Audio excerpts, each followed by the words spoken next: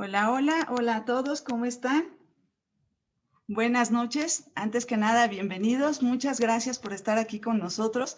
Es un gusto verlos y leerlos a todos, saber que nos están acompañando.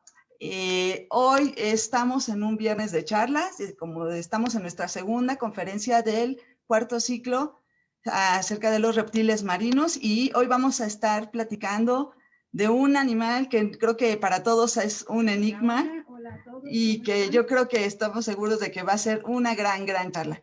Entonces, primero que nada, lo que quiero es saludar a muchas de las personas que están aquí. Yuki, buenas noches, ¿cómo estás? Llegaron súper temprano, 3, 4 minutos antes de la clase. María Mónica, buenas noches. Nos mandan saludos desde Nuevo León. Luis Alberto, buenas noches. Nadia Torres, Nora Toledano, ¿qué estás? ¿Qué tal? ¿Cómo estás? Muchas gracias por estar aquí en la ponencia. Diego del Universo también está aquí.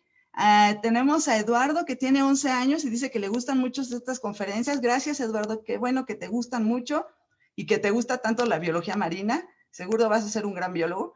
Diane Santos, Andrea Saracho. Todavía no se oía nada porque estábamos afuera del aire, pero bueno, aquí estamos. David Villasi, saludos.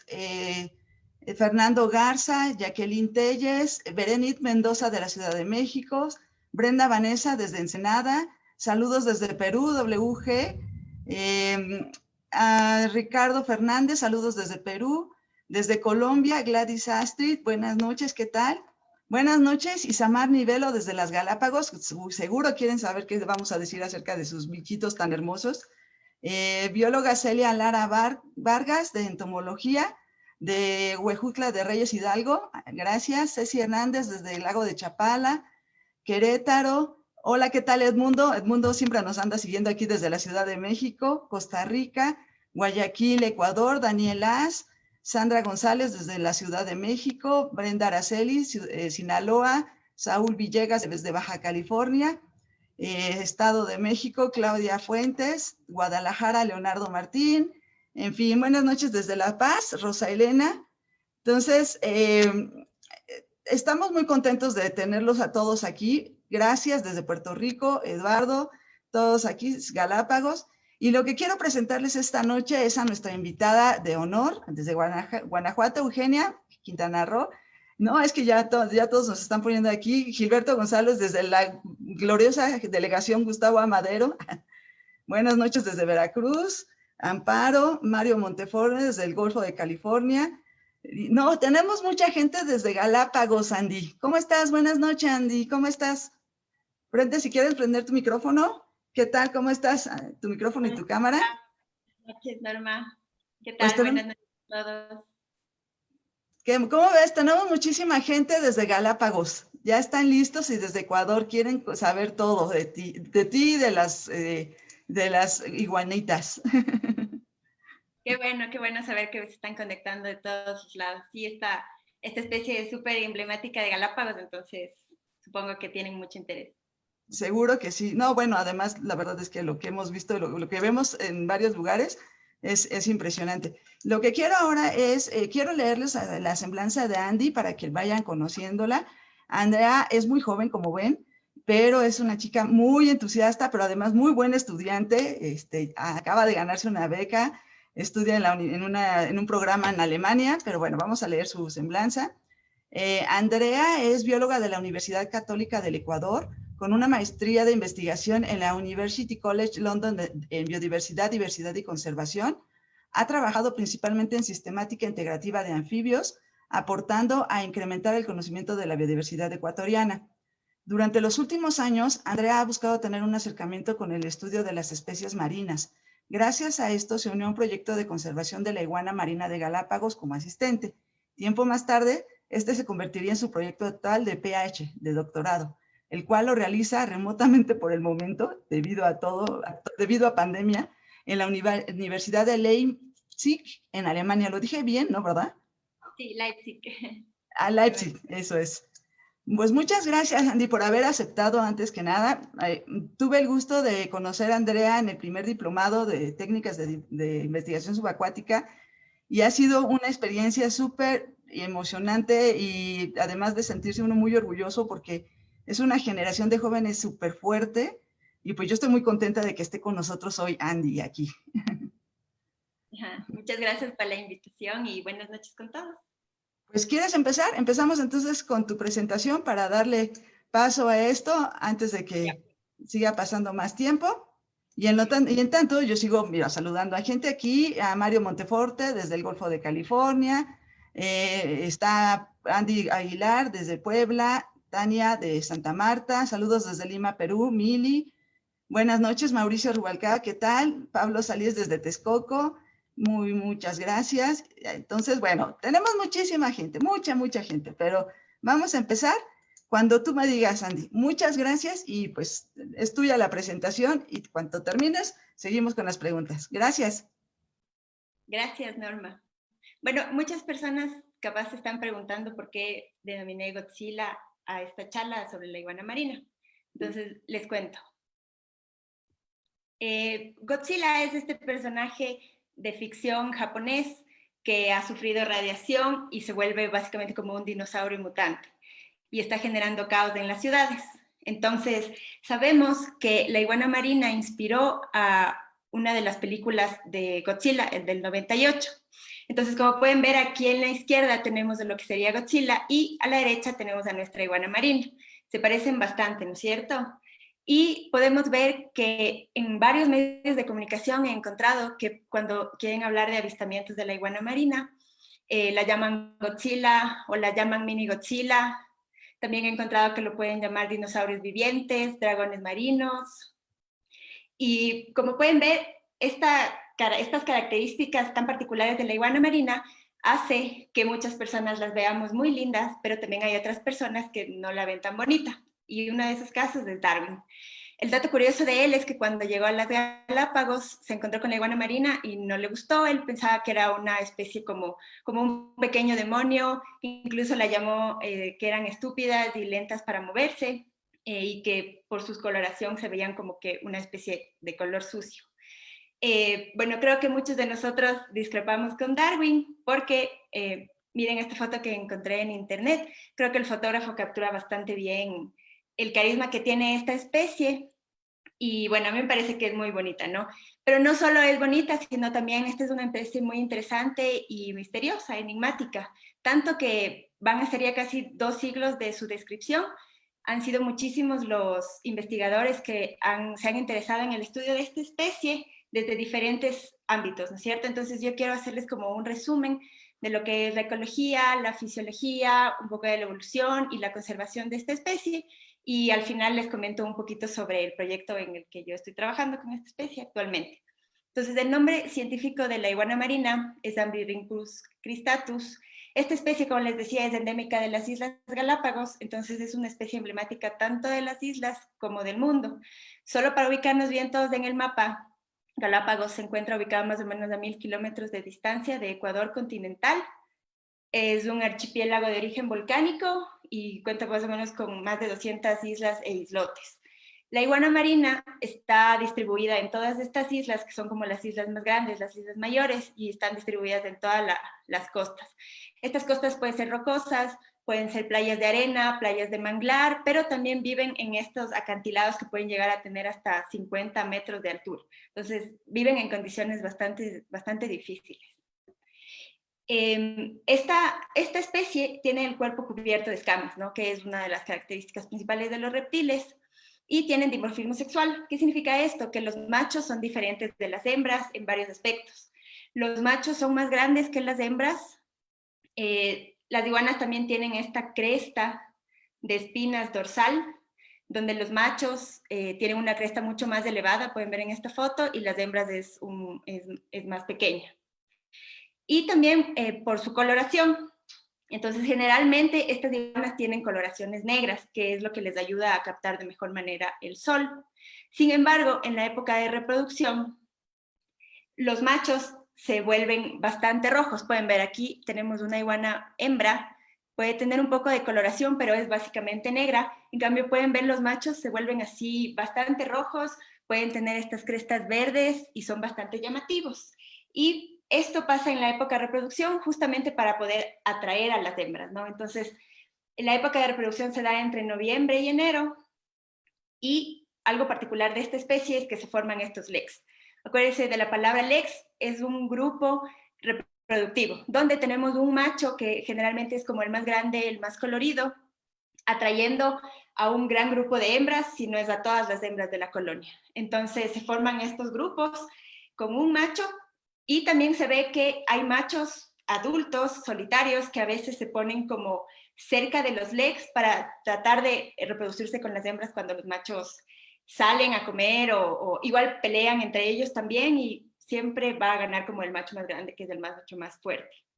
Entonces, en estas épocas, en esta época de reproducción, se ha visto que tienden a estar como más agregados y no se mueven mucho. Entonces van a comer, pero no están como dispersándose mucho, entonces es una buena época como para hacer muestreos.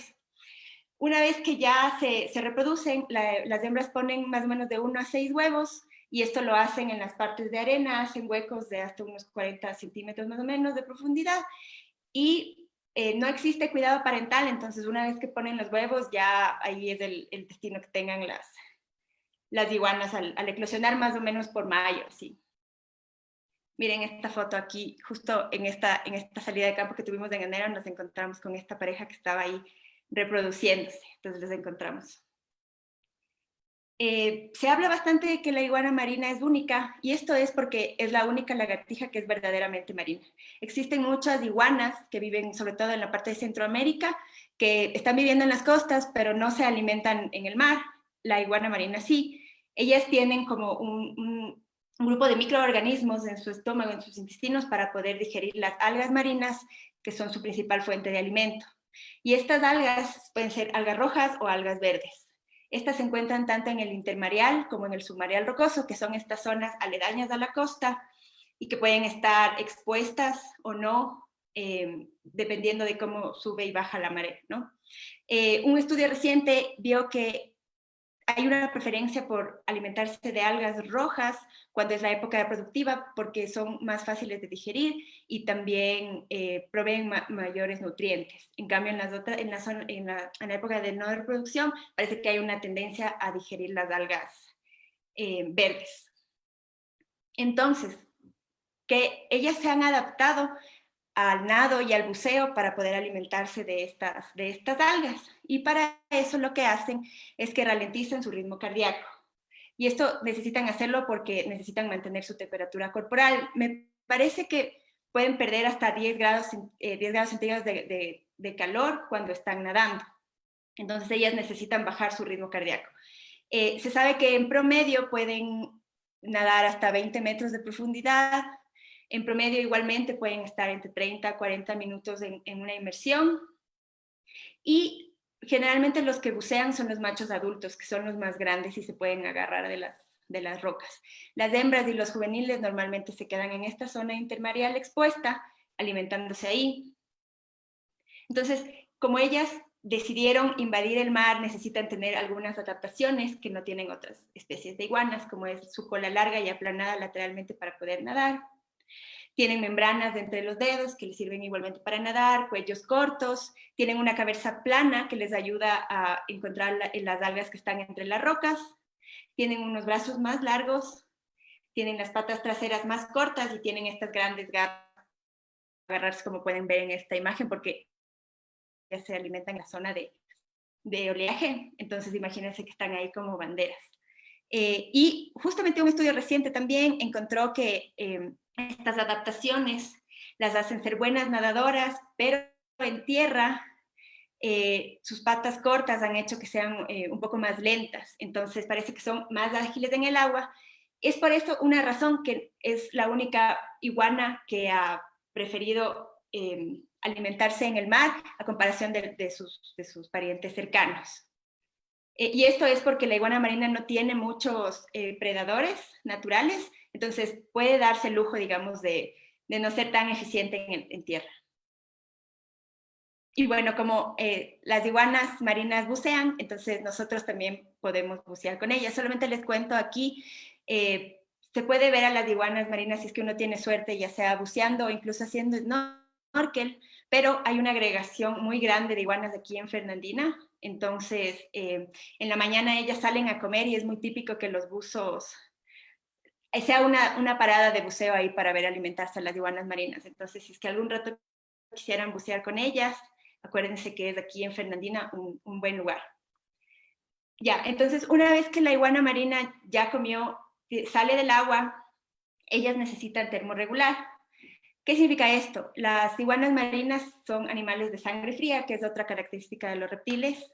Entonces ellas necesitan regular su temperatura para poder recuperar estos grados centígrados que perdieron, y por eso es bastante común verlas ahí posadas casi todo el día en las rocas. Generalmente pasan ahí todas las horas de sol, excepto en horas de calores muy intensos. Ellas suelen esconderse ya sea entre las rocas o a vegetación que está cerca.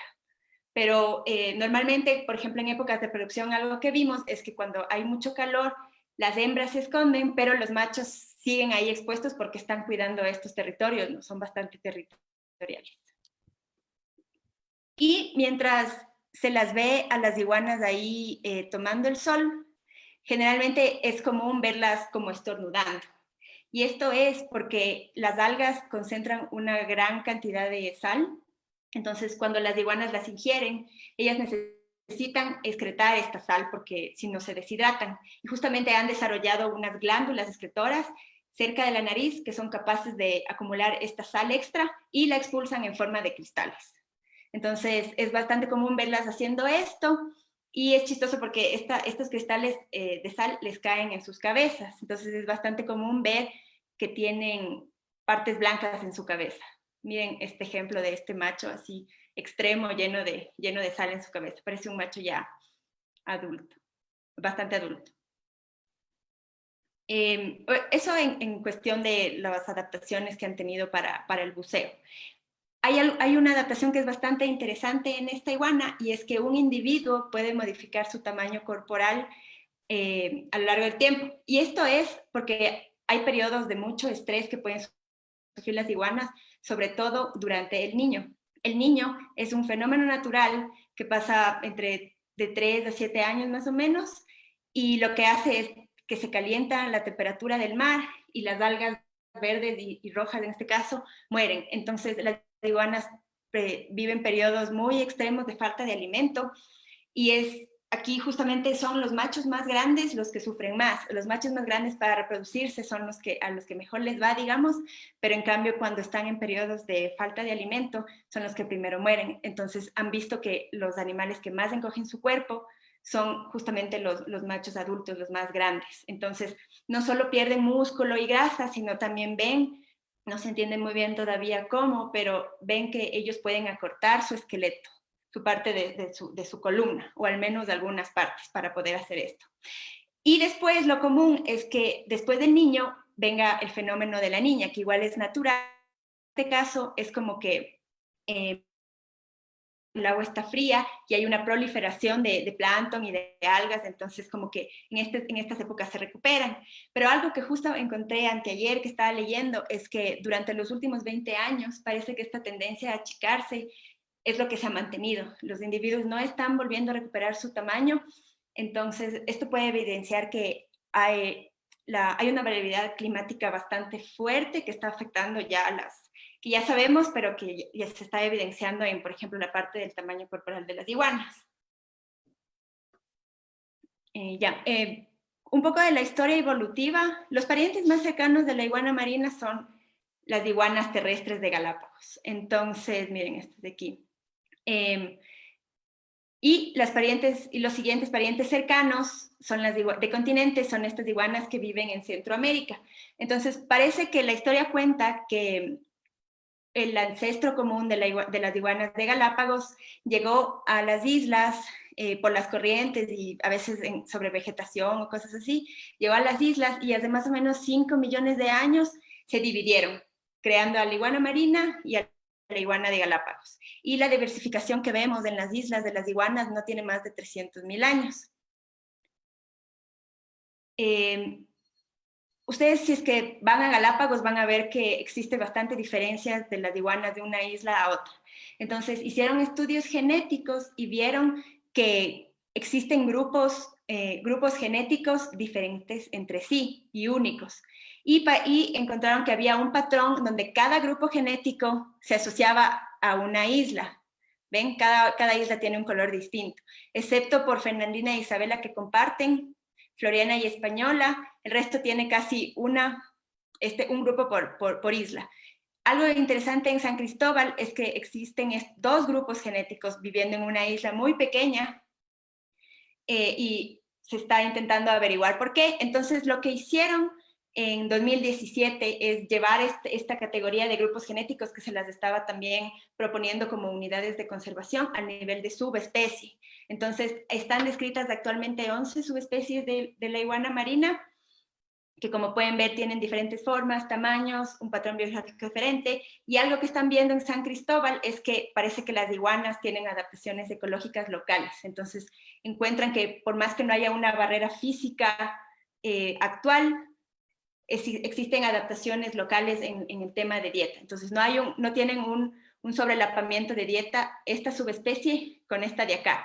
Y básicamente encontraron que para nada se están reproduciendo entre ellas, porque sí, ustedes saben que hay bastantes corrientes que se mueven en Galápagos, entonces es muy fácil que ciertos individuos de una isla lleguen a otra. Entonces sí está existiendo un poco de hibridación, que es que individuos de una isla se reproduzcan con los de otra. Entonces existe este intercambio genético que no hace que se defina a todas estas como especies como tal, sino como subespecies. De todas maneras, estos grupos genéticos son muy valiosos y representativos de cada isla, entonces la idea es tratar de que todo esto se mantenga. El estado de conservación de la iguana en general es de vulnerable en el último análisis que hicieron en 2020, y a pesar de que haya colonias donde vemos miles de iguanas agregadas, esto se debe a que su rango de distribución es muy restringido. O sea, la iguana marina vive únicamente en las Islas Galápagos. Y además enfrentan varias amenazas, ¿no? Las especies invasivas han sido un problema muy grande. Se sabe que solo en Galápagos hay más de casi 1.700 especies invasivas.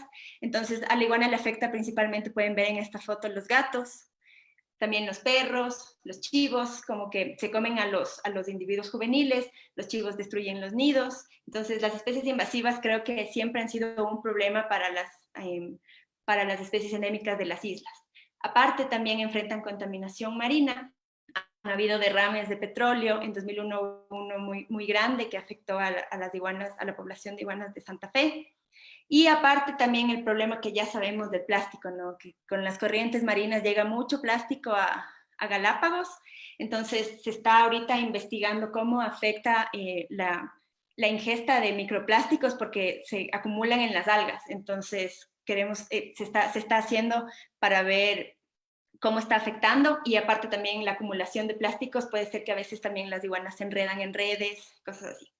El cambio climático también, como les mencionaba, el fenómeno del Niño afecta a las iguanas durante cierto tiempo, cada cierto tiempo, y el problema del cambio climático es que se prevé que el Niño se vuelva como más frecuente y más intenso. Entonces, hay poblaciones que se van a ver muy afectadas constantemente y no van a tener el tiempo de recuperarse. Y bueno, aparte también tenemos la urbanización y el turismo, que está creciendo aceleradamente. Entonces necesitamos que en Galápagos haya un crecimiento urbanístico y la presencia de turismo regulado para que no se vea la afectación muy grande. Se sabe, por ejemplo, que zonas donde hay turismo, en comparación con zonas donde no hay turismo, los niveles de estrés de las iguanas son altos. Y esto puede afectar, por ejemplo, han visto que reducen el tamaño del número de huevos que pueden poner las hembras. Entonces sí es algo que se tiene que tener bastante en cuenta. Y todos estos factores que les mencioné actúan de diferente manera dependiendo de las islas. Entonces hay algunas islas donde hay más especies invasivas, hay otras islas donde tienen mucha acumulación de plástico. Entonces, justamente la persona con quien yo trabajo hizo este análisis en 2020, donde lograron hacer también el estado de conservación a nivel de subespecie. Entonces ven que vulnerable básicamente es esta subespecie de Isabela y Fernandina, y el resto tenemos 6 subespecies que están en peligro y 4 subespecies que están en peligro crítico de extinción. ¿Ya? Esto es lo que se sabe hasta ahora.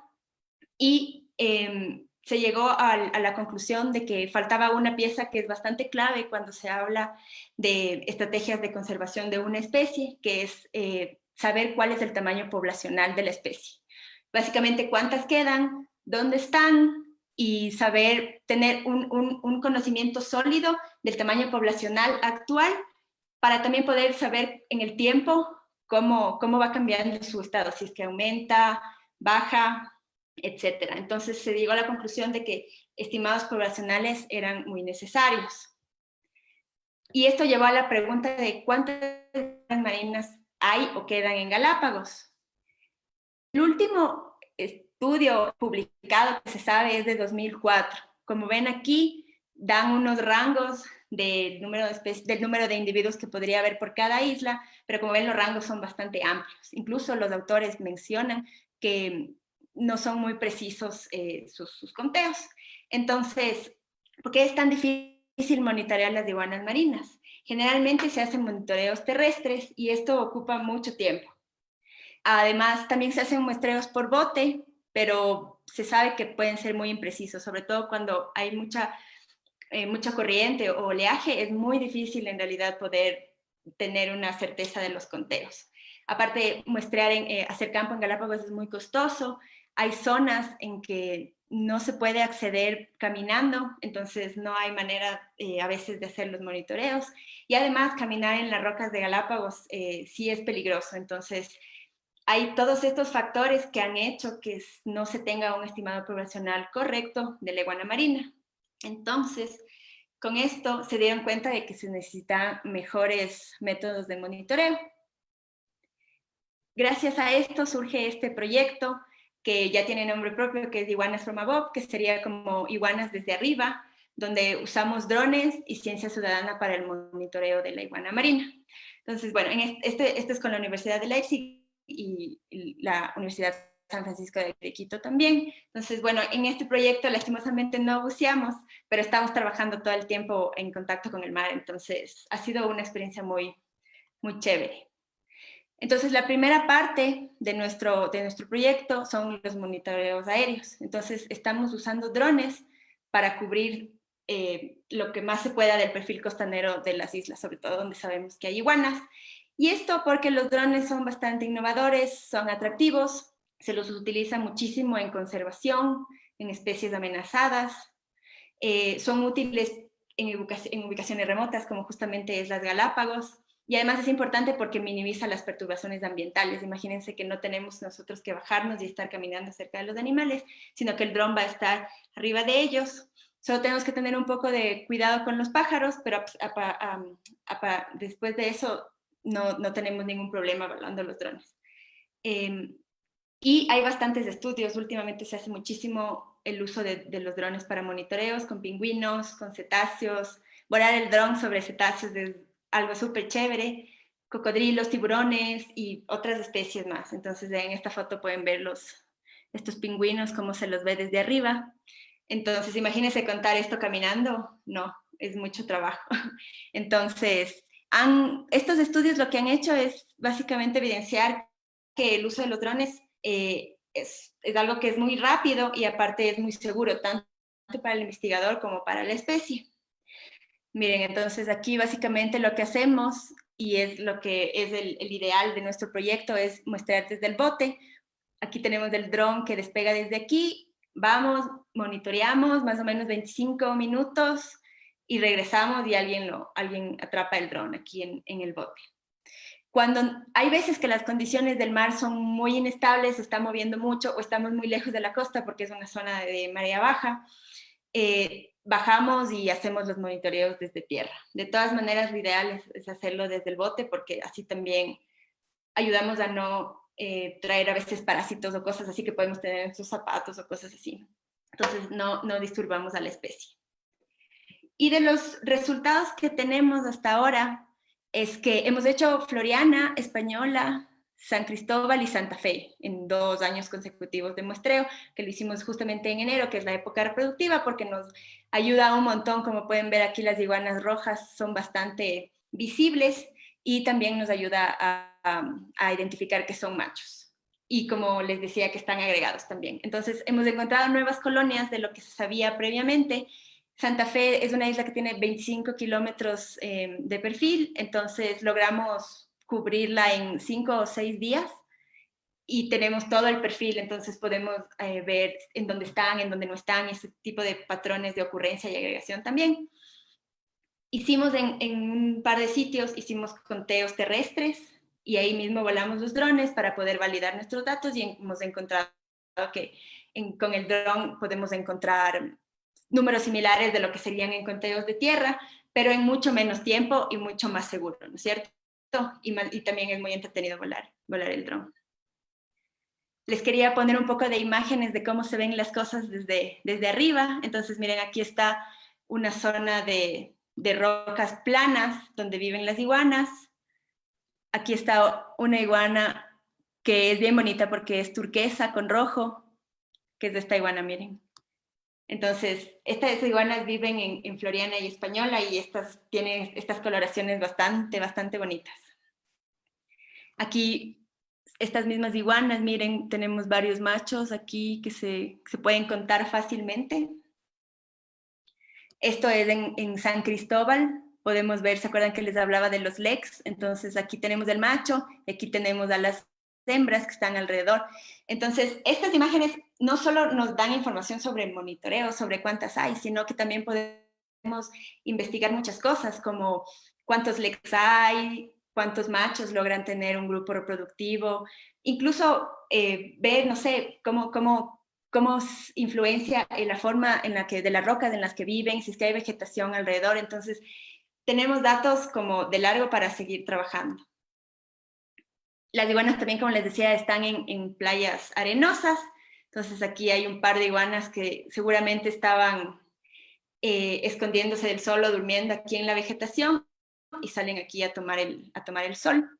Y aparte es súper bonito porque hay muchas cosas que uno no aprecia cuando está en tierra, digamos. Entonces, miren, por aquí tenemos unos lobos marinos y se puede ver los colores tan bonitos que tienen las playas de Galápagos.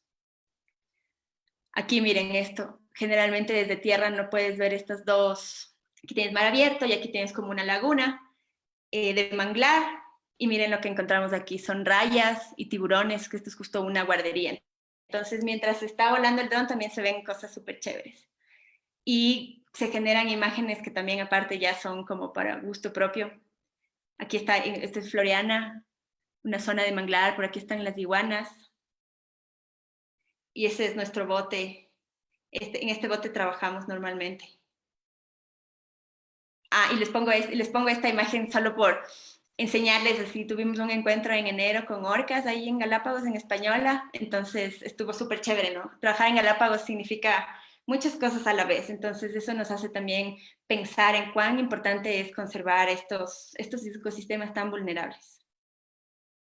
Y la segunda parte del proyecto incluye ciencia ciudadana, que es una parte súper chévere también del proyecto, y la idea de esto es que haya una inclusión social en la investigación. Entonces, hemos visto que hay mucho interés y se genera bastante conciencia ciudadana en estos proyectos. Hicieron encuestas y vieron que a los voluntarios les interesa muchísimo como apoyar en el progreso de la investigación científica, aprenden mucho. Yo también soy voluntaria, entonces he hecho algunos proyectos y sí, se aprende mucho y aparte se ayuda a la investigación. Muchas veces la gente se pregunta, ¿qué puedo hacer para apoyarnos? Entonces, si es que no estoy directamente en el mar o en el campo, hay maneras de aportar, ¿no? Entonces, la plataforma más grande de ciencia ciudadana se llama Suniverse.org. Son 1.7 más o menos millones de voluntarios con más de 200 proyectos que incluyen todo, no es solo biología. Tienen astrología, han encontrado hasta nuevas galaxias, nuevos planetas con la gente, historia, literatura. Hay bastantes proyectos con ballenas, cantos de ballenas, identificación de belugas. Hay un montón de cosas, ¿no? Y justo todos estos proyectos son, cuando los datos son sets, ya sean de imágenes o de audios, que son masivos. Entonces, poder analizar una o dos personas esto puede demorar mucho tiempo. Entonces, la ciencia ciudadana es como una herramienta bastante útil que yo creo que aporta tanto al investigador como al voluntario. Y es bastante útil porque hay bastante a veces crítica de que qué tan válidos pueden ser o veraces pueden ser estos datos, pero se encuentra que en la diversa gama de proyectos pueden tener entre 90 y 98% de concordancia entre los datos de los expertos y entre los datos de los voluntarios. Entonces, les recomiendo bastante, es una plataforma bastante chévere. Y dentro de ella está nuestro proyecto, que se llama Iguanas from Above. Entonces, les pedimos a la gente que por favor nos ayuden a contar las iguanas de las fotografías aéreas. Lo que nosotros hacemos es un proceso que se llama fotogrametría, es poner a todas las imágenes que hemos tomado con el dron y hacerlas como un panorama. Entonces, recreamos una zona y eso cortamos en imágenes y eso subimos. Entonces, ahí las personas pueden identificar por un lado y por el otro lado contar cuántas iguanas hay. Esperamos este año volver a lanzar este proyecto pronto y esta vez también va a estar en español para poder llegar a más gente. Y es bastante chévere porque hay un tutorial por cada proyecto donde se explica a la persona qué es lo que necesitas, cómo hacerlo, cómo identificar, y dependiendo de las diferentes cosas que son de tu interés, tienes una guía también donde puedes dar fotos, información que sea relevante para que la persona fácilmente pueda identificar y responder la tarea que tú le estás poniendo. Aquí tengo como un ejemplo que les quería poner. Miren, aquí se ve este macho súper rojo. Aquí este lek, donde está este macho con las hembras. Se puede hacer zoom también porque estas iguanas son de Santa Fe, son más pequeñas. Y hemos visto que con la práctica la gente se vuelve bastante buena identificando iguanas. Entonces, miren, aquí por más que pareciera que no hay iguana, porque se camuflan bastante bien, sí está ahí. Y la gente en realidad sí las logra identificar. Como los resultados que hemos encontrado es que en cuestión de la identificación de iguanas, es decir, si es que los voluntarios están viendo o no las iguanas, más o menos alrededor del 95% de coincidencia con nuestros datos, porque hay que validar, ¿no es cierto? Y vemos que es súper chévere porque la gente tiene como un compromiso por la conservación de la iguana marina y de Galápagos. Este proyecto también tiene una zona donde tú puedes tener como foros de discusión, puedes comentar las imágenes, y se ve cuando uno interactúa con los voluntarios como ese compromiso. Entonces, eso es súper chévere. Además, también pedimos en las tareas, también pedimos que identifiquen qué otros animales hay en las imágenes. Entonces, lobos marinos, aves, tortugas, son cohabitantes comunes de la iguana marina. Entonces, aparte de generar estos datos de la iguana marina, estamos generando un set de datos bastante grande para cualquier investigador que trabaja con estos otros grupos pueda saber cómo están las poblaciones en este momento, incluso interacciones. Hay proyectos de imágenes pueden saber ecología. Hay muchas cosas que estos set de datos este set de imágenes van a proporcionar. Y también esta parte me gusta mucho porque, como les mencionaba, llega mucha basura a Galápagos, entonces pedimos a la gente que cuente cuando encuentran plásticos. Entonces, con esto vamos a poder identificar, se conoce ya bastante, pero también pueden haber zonas que se desconoce y podemos ver la acumulación de plásticos como tal en las islas. Entonces, ya después con esto, no sé, podemos armar campañas para recolección de plástico y la gente se ve bastante comprometida con este hecho. Yo creo que puede haber mucha gente que sabe de la contaminación de plásticos, pero como no lo ves, tal vez no te das cuenta del problema real. Yo creo que estas imágenes ayudan a que mucha gente que no puede ver la contaminación de frente concientice un poco mejor sobre esta problemática que tenemos.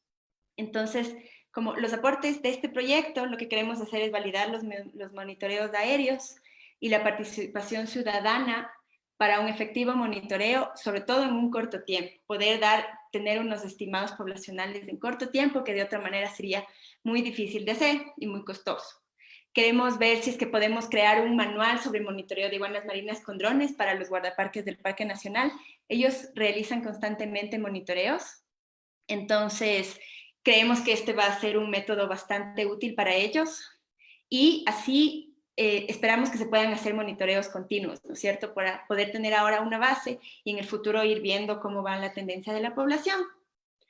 Queremos también identificar poblaciones de mayor amenaza y sus posibles estrategias de conservación, porque hay sitios que son más vulnerables que otros. Entonces necesitamos identificar, por ejemplo, poblaciones que son más pequeñas y ver qué les está afectando porque es difícil a veces conservar todo, ¿no? Entonces es bastante importante encontrar estas áreas de vulnerabilidad y, como les mencionaba, generar esta base de datos de imágenes de buena calidad de toda la línea costera del archipiélago. Entonces, si es que alguien, por el momento nadie estudia cangrejos, por ejemplo, si es que a alguien en 10 años le interesa ver esto, poder tener, y que sería lo ideal que cualquier persona pueda acceder a esta información, ¿no?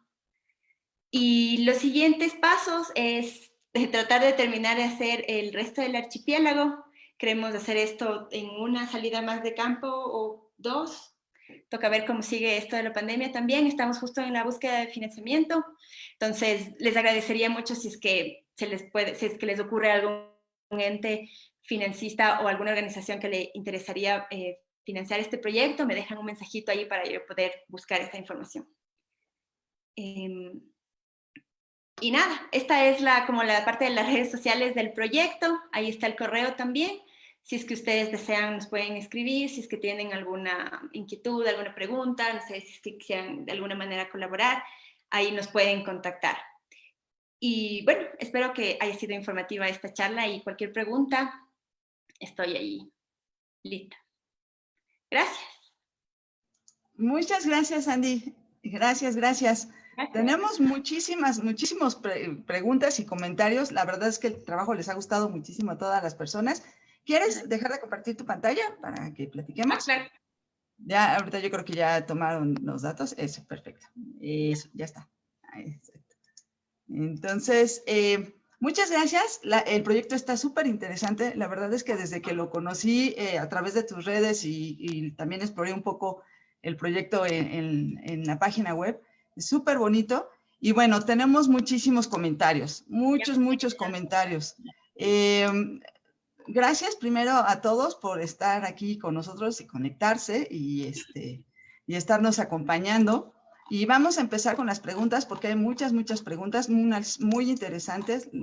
Eso es algo que agradecemos siempre a todo nuestro público, el que la verdad todas sus preguntas siempre son muy interesantes y están muy enfocadas a lo que está diciendo nuestro ponente. Y entonces, pues bueno. Entonces, bueno, Mario Monteforte preguntó si había el Conolophus o Amblyrhynchus, ¿es sinomía o ya cambió de nombre, el nombre de la iguana? Entonces, sí, es la iguana terrestre y sigue siendo Conolophus hasta donde yo entiendo, hasta donde estaba revisando recientemente. Ok. Se dice Edmundo Lozada, ¿se sabe cuántos individuos se conforma la población de iguanas marinas? Ya más o menos al final, bueno, como a la mitad de la plática nos dijiste cómo estaban los censos, ¿no? Pero que sí variaba mucho los... Varían bastante y bueno, también depende del tamaño de que hayan más individuos, pero justamente esa es la idea de este proyecto, tener como un censo poblacional más sólido porque eso es lo que nos está faltando, saber cuántas hay, cuántas quedan, dónde están, y ese es el objetivo principal del proyecto. Claro. Irlanda Martínez dice, el color, ¿a qué se debe que tomen el color rojizo? Algo ya nos platicaste también.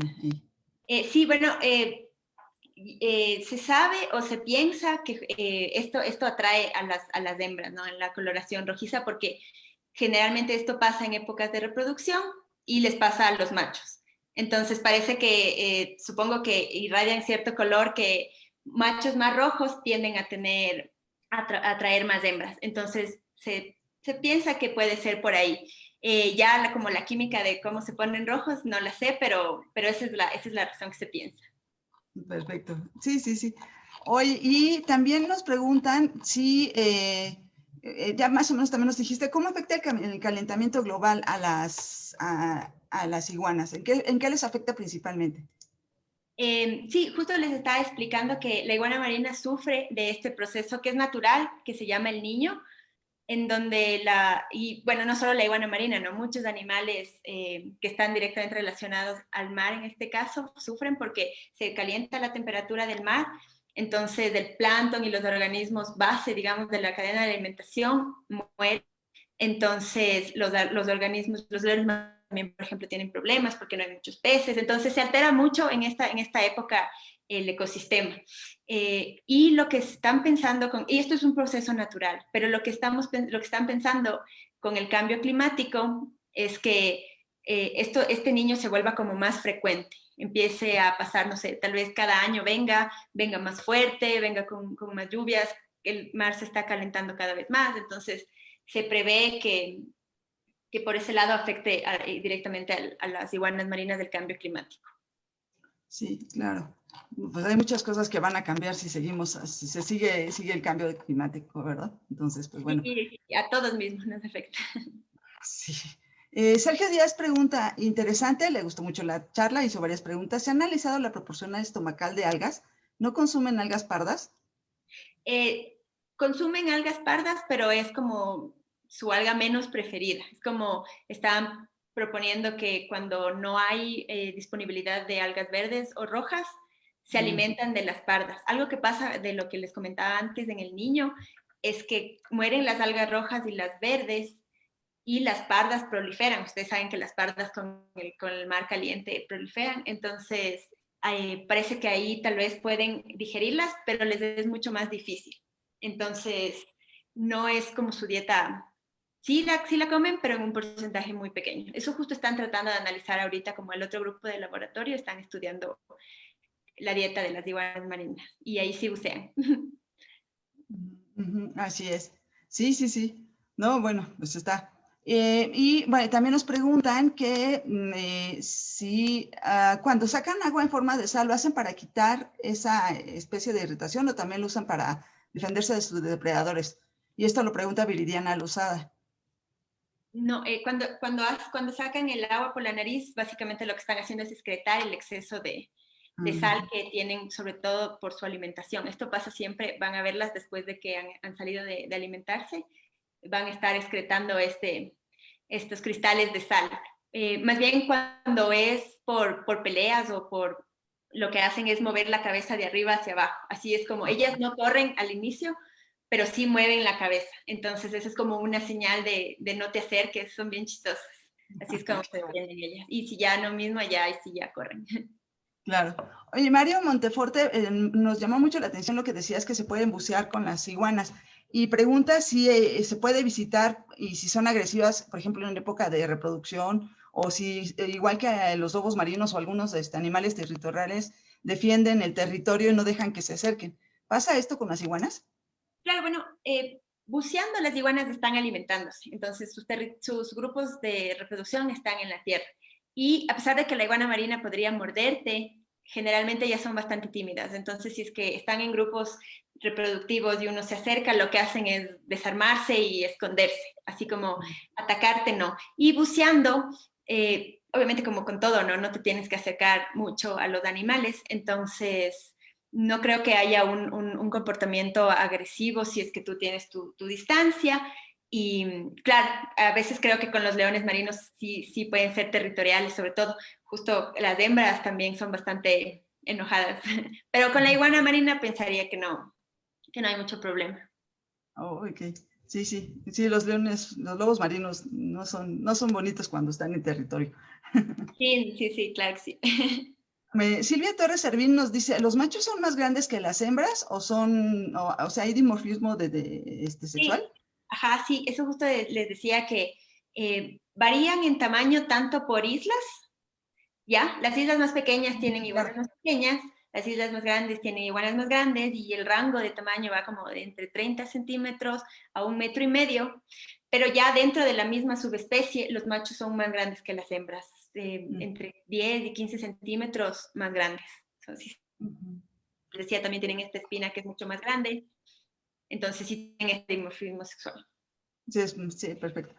Sergio Díaz dice, ¿se han realizado estudios sobre la diversidad genética y poblacional de cada subespecie? ¿Se conoce eso? Sí.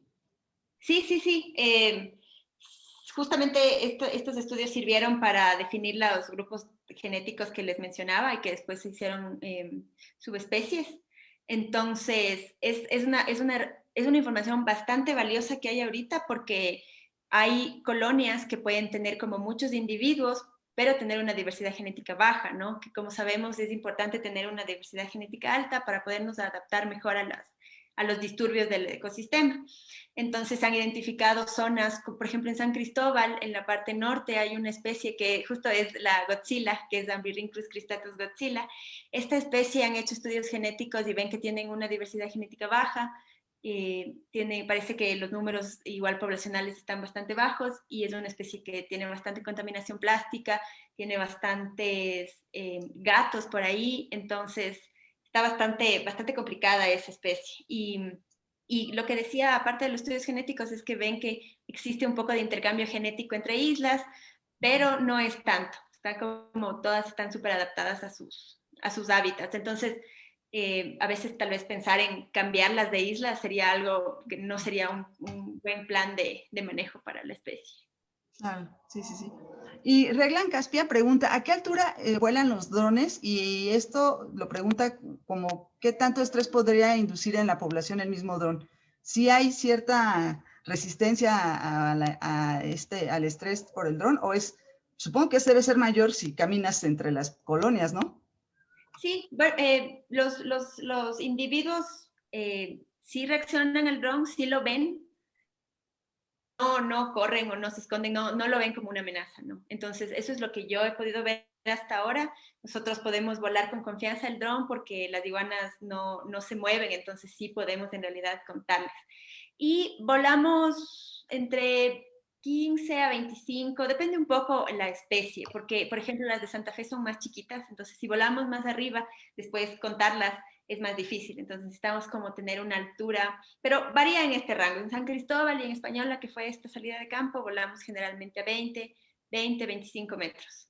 Entonces está bastante alto, no les molesta mucho.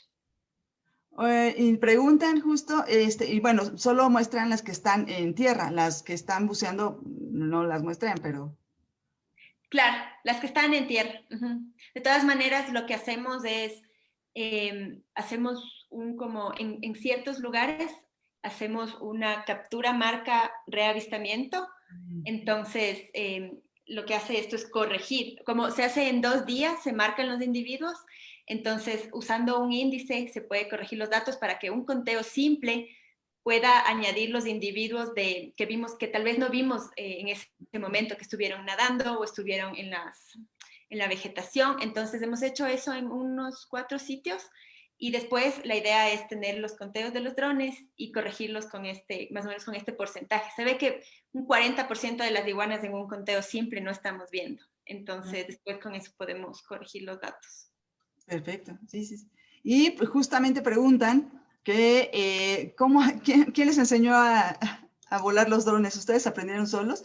Y si mejor hacen un curso para volar drones, pues debe ser bastante bueno. Bueno, yo aprendí justo 2 meses antes de ya irme al campo también. Hay un investigador que se llama Gonzalo Rivas en la Universidad de San Francisco de aquí. Él utiliza bastante los drones para hacer mapeos de vegetación. Él hace mapas de vegetación de Galápagos usando drones. Entonces, ahí con mis supervisores de Alemania se encontraban en algún punto de la vida y salió este proyecto. Entonces, él me enseñó. Entonces, más o menos un par de meses estuve aprendiendo, practicando y de ahí ya la práctica en el campo, ¿no? Pero no, es bastante fácil en realidad. No es complicado. Creo que lo más complicado puede ser como el aterrizaje en el bote cuando se está moviendo mucho, pero eso ya con la práctica se va mejorando. Y de ahí, bueno, aquí creo que están empezando a poner cursos de drones. No sé, supongo que en otros lados debe haber ya, pero aquí están empezando. Y sí necesitas como ahora ya tener una licencia también. Entonces Sí, están regulando un poco esa parte sí, del uso de drones.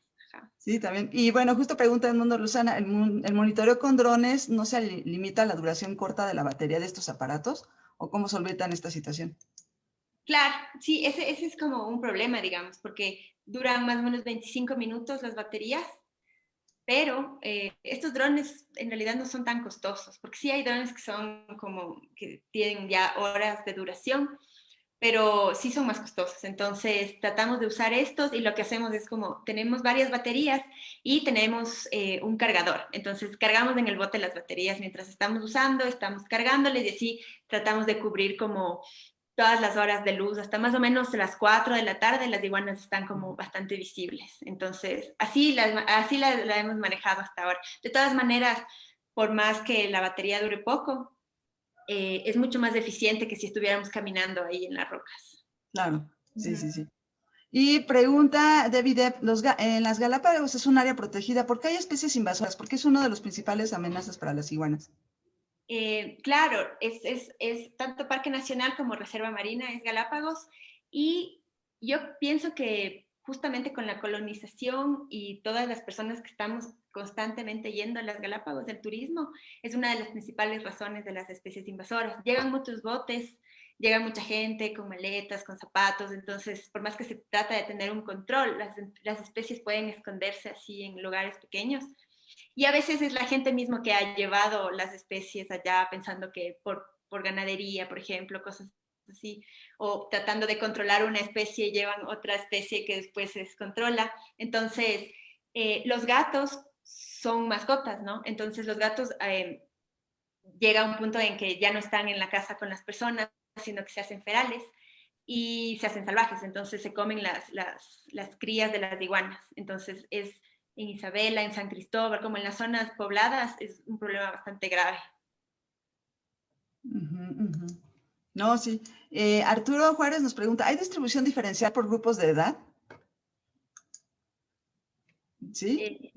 No, en realidad de lo que hemos visto, están todos ahí juntos. O sea, nosotros hemos hecho campo en época reproductiva, donde les contaba que están estos grupos ahí agregados y se ven machos, hembras, se ven las crías, subadultos y están todos por ahí cerca. Entonces no hay una diferenciación en ese lado.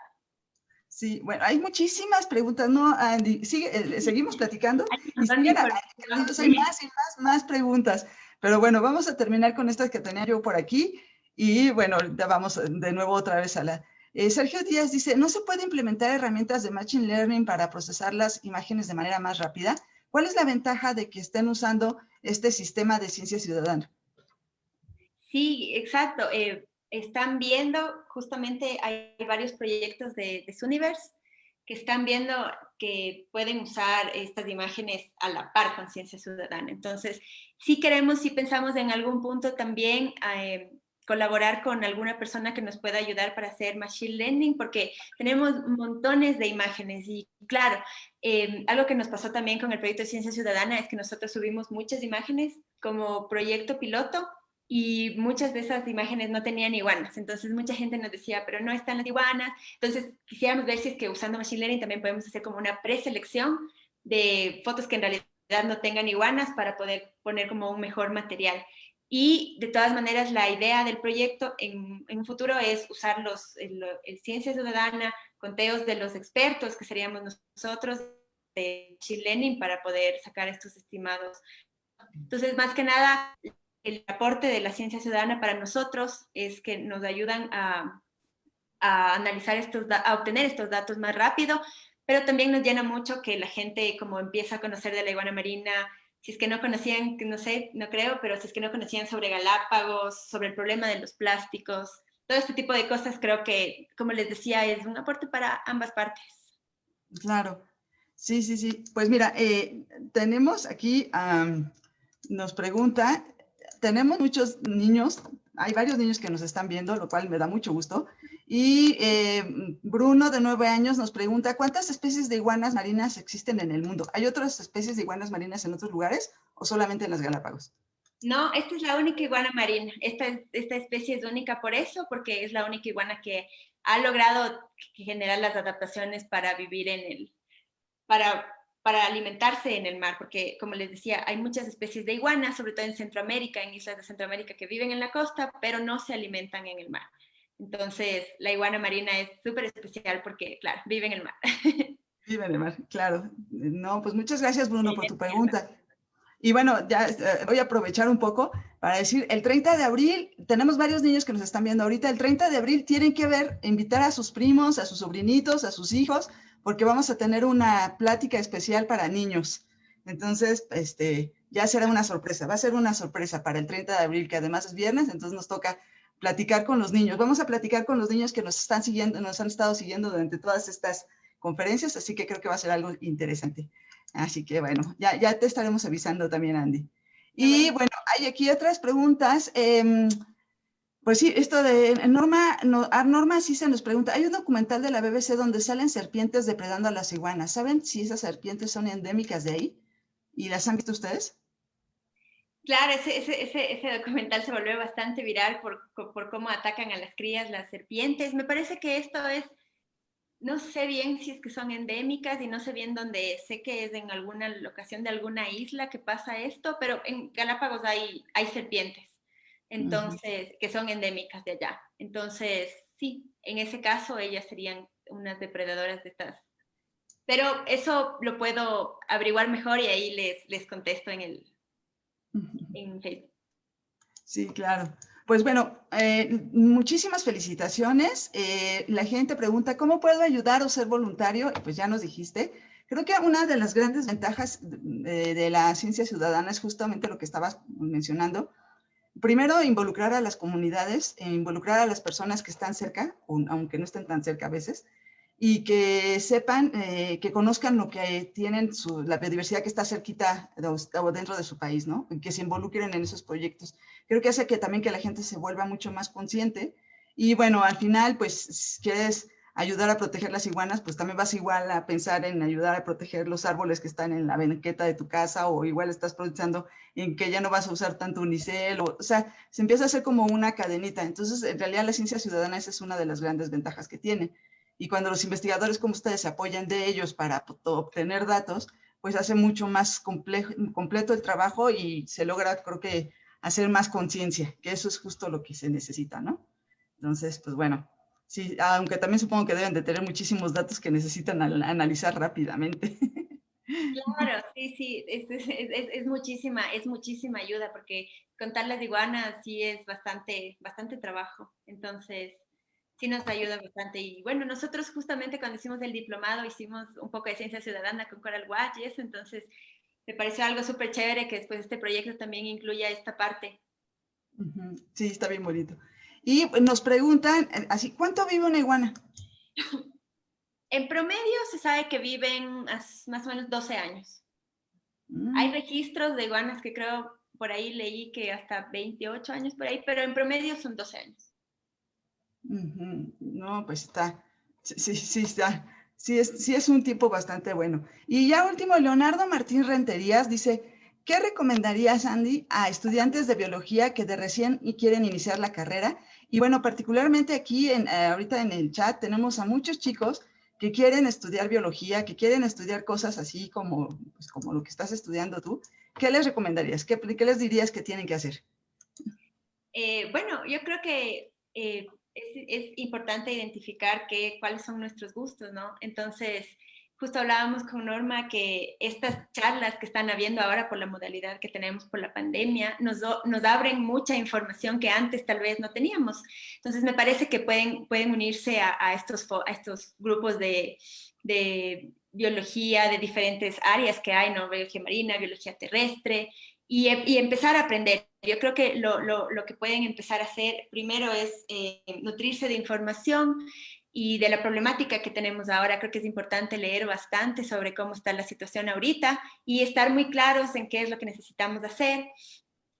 No sé, hay bastantes programas, por ejemplo, de voluntariados también en diferentes áreas, donde me parece que es súper chévere que apoyen a la gente que quiere aprender y pueden ir buscando también diferentes áreas de lo que les podría interesar.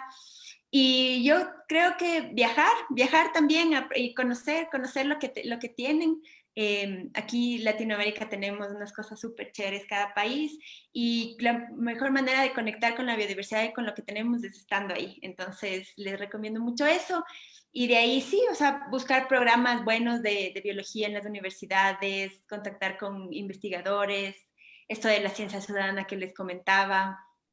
Son buenos pasos como para empezar así la carrera de biología y qué bueno que hayan más biólogos cada vez. Se necesitan muchos biólogos, se necesita mucha gente trabajando por nuestro planeta. Yo siempre les digo que se necesitan muchos biólogos, pero se necesita mucha gente de todos. Y no todos tienen que ser biólogos, Sí, porque también necesitamos abogados que nos ayuden a hacer leyes para que no se siga tirando la diversidad, necesitamos médicos que hay ahora que estudien más acerca de las enfermedades zoonóticas, necesitamos veterinarios, necesitamos mucha gente que se dedique a trabajar sobre nuestros sistemas naturales. Y bueno, por supuesto, los biólogos somos muy importantes. Sí, Y todos. bueno, claro que sí. Pues, Andy, casi ya me estoy despidiendo. Quiero decir dos cosas que me están diciendo. Sí, cambiamos de horario la semana pasada en México. Estamos, por ejemplo, ahorita ya son las 9 de la noche, es decir, nos adelantamos el reloj una hora y pido una disculpa porque eso no lo anunciamos en la página y entonces ahorita está llegando mucha gente que pensó que la transmisión iba a empezar a las 9 del horario donde están. Les pido una disculpa. Efectivamente, cambiamos de horario la semana pasada en México. Lo que pasa es que yo todavía no me quiero hacer a la idea. Siento que he perdido una hora de mi vida. Entonces, pero bueno, les pedimos una disculpa por eso. Y ya a partir de aquí hasta adelante vamos a empezar a las 8 de la noche con el GTM del 5, creo que es el 5. Me voy a ver bien eso. Y la otra es, pues por supuesto, felicitar a Andy. Creo que su trabajo es muy interesante. Tienes muchísimas preguntas. Creo que sí vas a necesitar echarte. Hace un día que no tengas mucho trabajo, que sé que tampoco es que no tengas trabajo, ahí revisa los comentarios. Tienes muchas felicitaciones, pero también hay preguntas muy interesantes. Mucha gente quiere trabajar y quiere hacer cosas como de voluntariado directamente ahí con ustedes en las Galápagos. Entonces creo que eso también, pues también se necesita gente que esté dispuesta a ir a trabajar, pero a trabajar en serio, a trabajar de verdad. Entonces, creo que eso es también muy importante. Y entonces, pues ya te pediríamos de favor que en algún momento te eches un saltito por ahí por los mensajes, te van a gustar mucho, hay unos muy bonitos, les gustó mucho tu charla. Y la otra, pues decirles que la siguiente semana vamos a platicar sobre las serpientes marinas, ¿sí? Ya sé que en México no tenemos serpientes marinas venenosas como tal, pero vamos a platicar con un experto sobre serpientes marinas y vamos a conocer algunas de las serpientes marinas y cuáles son los tratamientos que se hacen para que no se pierdan la siguiente semana. Acuérdense que hicimos cambio de horario, entonces estamos empezando a las 8 de la noche del nuevo horario. Y pues no me queda más que agradecerte, Andy. ¿Algo que quieras decir, despedirte de las personas? Sí, muchas gracias por la invitación y por el espacio para comentarles así el trabajo que estamos haciendo. Y como les decía, escríbanos con cualquier inquietud que tengan y ahí estaremos pendientes. Y bueno, sigamos viendo estas charlas que están súper chéveres. La divulgación científica es muy importante y súper chévere estos momentos para poder aprender qué está haciendo el resto del mundo y concientizar un poco más sobre lo que necesitamos conservar. Me gustó mucho esta experiencia. Yo estoy muy contenta y todos estamos muy contentos de haberte tenido y pues yo lo que quiero es también despedirme de todos. Nos vemos la otra semana y bueno, vayan ahí acercándose a un niño y una niña para el 30 de abril para que tengan con quién ver las charlas, la charla del 30 de abril. Por lo pronto la otra semana nos vemos con las serpientes marinas. Andy, qué gusto verte. Muchas felicidades. Vamos a seguir en contacto. Gracias a todos y nos estamos viendo. Saludos. Bye.